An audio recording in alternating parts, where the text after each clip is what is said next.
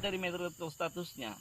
Nah, jika dia cenderung dia tidak, yang no, dia pasti no apa namanya itu, tidak chat. Tapi kalau dia statusnya single atau divorce, cek lagi apakah ripannya yes atau no. Kalau ripannya yes, pasti dia tidak chatting. Kalau ripannya no, berarti dia teks lagi apakah dia teks income yang kena pajak itu kurang dari $80.000 atau di atas 80 atau sama $80.000. Kalau kurang dari $80.000, tentu dia tidak akan termasuk ini karyawan Pak Dokter. Nah, itulah the code more than 1 3 that feed the same data.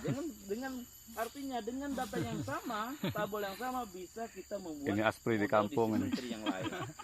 Ini salah satu bentuk aplikasi atau metode klasifikasi. Ini persiapan kalau ada tupai, ada monyet. Nah, di sini kita lihat ada tree introduction algorithm, itu sebagai algoritmanya, kemudian ada tabelnya, diinduksi menjadi learn model, akhirnya ketemu barusan.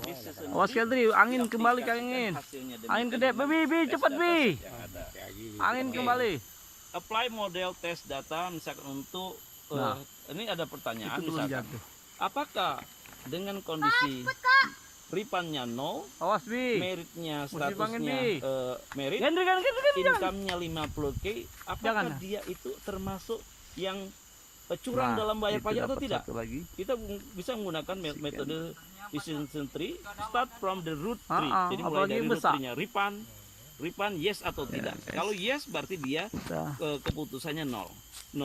Kalau no, cek lagi apakah marital statusnya single, divorce atau married. Kalau dia belah dia kena kayu ya, alhamdulillah belah. Ini buka aja kalau yang belah seperti ini ya guys, baru dapat sedikit guys pagi ini. Awas angin.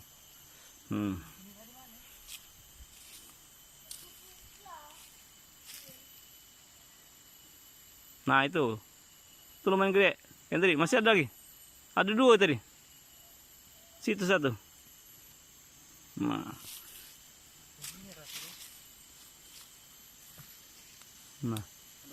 tunggu, mir, banyak angin.